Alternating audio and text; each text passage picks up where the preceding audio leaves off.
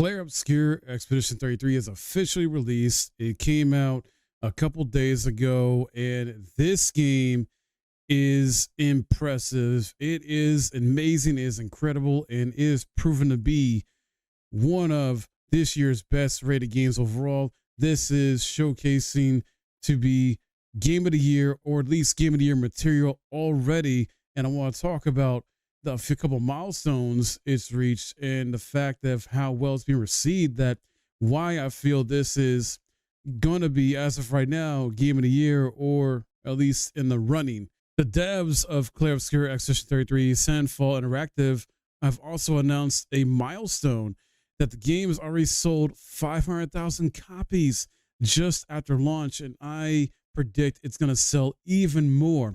And you got to think, guys, that is nothing to sneeze at. That's nothing to be like ashamed of or nothing like that. This is a brand new IP from an unknown developer. All right. Very, very difficult to do in this day and age of gaming for a brand new IP, where it's an RPG or not. This is a turn-based RPG, mind you. And it is difficult for any new IP from, indie game or even like a AAA game to really do well. This is not like an established franchise like a GTA or even a Final Fantasy. No, this does take inspirations from Final Fantasy and Persona games, though, but puts its own sort of unique spin on it with the combat. And this is also impressive with it selling 500,000 copies so far, because this released day one on Game Pass. This is also priced at $50, well, $49.99, but right now it has a 10% discount at being at $44.99, I believe, on console and on PC. And it still sold 500,000 copies? That is wild. Then if you take a look at the Steam charts for the game, how many players are just playing on PC alone, as of right now to record this video, it has an all-time peak of almost 72,000 guys. And then playing right now, or at least almost 11 minutes ago, is almost 50,000 people just on PC alone, at least on Steam.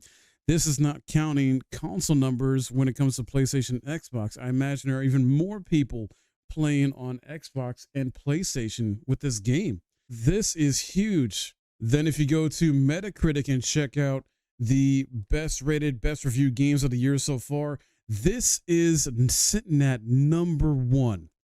Insane. Number one. 92 Metascore, sorry, with Blueprints right behind it. Now, I'm not sure how Blueprints is number two with a same Metascore 92, but I don't do this or rulings on this and stuff like that. I don't know. And then in third place, you got Split Fiction. And then you got the Talos Principle in fourth, Elder Scrolls 4 Oblivion Remastered. And fifth place at 90. And then Kingdom Deliverance 2 in sixth place. And then Monster Hunter Wilds is in seventh. So you got to think, like, when it comes to the Game Awards this year, and like that time, even though some people don't care about them, which I understand, you got to think, though, that this has to be in top running for Game of the Year based on this alone. If the people that judge this even factor Metacritic on top of the other reviews that are done through different outlets, on top of their own experience with the game. Like, I could easily see Clair Obscur, Blueprint, Split Fiction, Kingdom Deliverance 2, Elder Scrolls 4 Oblivion Remastered all being like Game of the Year nominees. And then maybe even Monster Hunter Wilds as well too. And at the very least, if it doesn't get a nominee, nod in the game for Game of the Year, then it should at least get nominated for RPG of the Year. Like, this is wild to me in a good way. And I already thought Monster Hunter Wilds was going to be my personal game of the year, and this is already shaping up to be possibly my new game of the year. I've played about 4 hours of it so far myself. Loving it. The music's great. The visual presentation is great. The voice acting, the combat, everything about this game so far is just top-notch quality. And this is from a new dev out of nowhere. Like, it is difficult to come out swinging like this and do successful.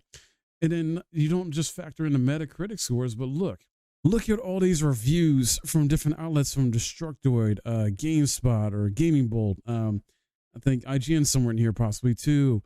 Games Radar, like, look at this. 10 out of 10s, 9 out of 10s, 5 out of 5s, 4.5 out of 5s. Like, this is getting reviewed super freaking well. This is truly a game changer of a game, and I can't praise it enough. I'm not being sponsored or anything like that. I just recognize when a game is freaking fantastic. And this is a single player game experience too, mind you, where in a day and age of gaming, we think, or sorry, not we think, but like a lot of these AAA companies like Sony, Microsoft, etc., think that the best way to go about making games and trying to make a lot of money with, game development, or after you release a game, is let's make a live service game, or let's make a multiplayer game and put microtransactions and things like that. No, that's not the case. A lot of us gamers are sick and tired of that. If you make a good quality game that's single player, it will do extremely well. We've seen this happen before with other single player games. Now we've also seen very poorly made single player games too. Dragon Age of Elgard. I'm sorry I had to bring it up, but that is an example of one that just they messed it up and it did not sell that well, at least according to EA standards, stuff like that. But then you got a game like this that kind of shows like, I don't know, reminiscence of the vibe of like how Baldur's Gate 3 came out and sold extremely well and has been loved and supported ever since its launch, and even in the early access. And this is like possibly going to be an indie darling type of game situation here. I could easily see it, much like Baldur's Gate 3, because this team is passionate, they care, they put real effort into the development of this game, and the music and everything. It's just, this game is so well done overall, and it's getting such high praise. Like, just another thing too, I was streaming this on launch and doing a giveaway, and I had such a huge turnout of people wanting to win a copy, and I can only give away one copy, unfortunately. I wish I could give away more, but I had such a huge turnout of people showing up to check out my stream, check out the game, and enter my giveaway, because this is how badly they all wanted to play it. Like, I had maybe 50 something or so people, and for me, that was exciting. Like, I haven't had that many people for a giveaway in maybe a super long time, if ever. So I am super proud of the dev team. I hope that they get continued success. They keep doing well. They keep selling more copies. And this is just the beginning for them, as now this has put them on the map. Sandfall Interactive has been put on the map. They've been put on notice in a good way. And I'm hoping going forward, whatever the next game is, it could be a sequel to Expedition 33. I don't know yet. I haven't beaten the game yet. I know it's got like multiple endings, but I'm not sure how that's going to play out. They could easily maybe continue this, universe. Maybe, I don't know, depending on how it ends, or they go into a different, game and make a new game. But people are going to know that they can expect this kind of great top quality from them, for them being an indie dev. And this is 30 people, mind you. This is a team of 30 people that made this game. That is not easy to do. And I think I've heard or read somewhere it took them 5 years roughly to make the game.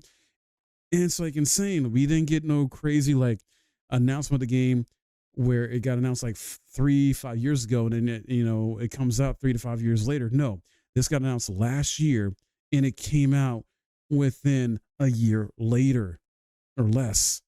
I love it when games do that. I love when game devs can do this. Like, why announce a game so far back? Like, for example, Marvel's Wolverine got announced so far back, and we're still waiting on that game. We don't know when the heck that's coming out exactly. There's plenty of other games that got announced so long ago. Elder Scrolls 6, another good example, got announced so freaking long ago, and we're still waiting on that game. Like, I hate when companies do that. Stop teasing us with something that's not even going to come out for like half a decade or longer. I can understand if a game's announced and it comes out a year later. I can understand if a game's announced and it comes out 2 years later, but beyond 2 years, no. Just stop it. All right. But I cannot sing the praises of this game enough. I highly recommend it so far, even though I haven't beaten it yet or reviewed it yet. But based on the information we know so far that's made public from the milestones of sales, the reviews, how they've been going, well, yeah, this is definitely going to probably be my new game of the year and many other people's game of the year. And I could see this winning game of the year, even despite GTA 6 coming out and other games coming out. If there is no other game that is reviewed higher than this, though, there's always that chance something else could be reviewed much better than this game. But we'll have to wait and see. We'll have to wait and see. So that's my thoughts on it, guys. What do you think about this? Is this your game of the year? Have you gotten the game yet? Are you waiting for a sale to get it later? Are you playing through Game Pass? What do you think about the game so far? Sound off in the comments below. If you enjoyed this video, hit that like, subscribe if you're new, and I'll see you guys in the next video.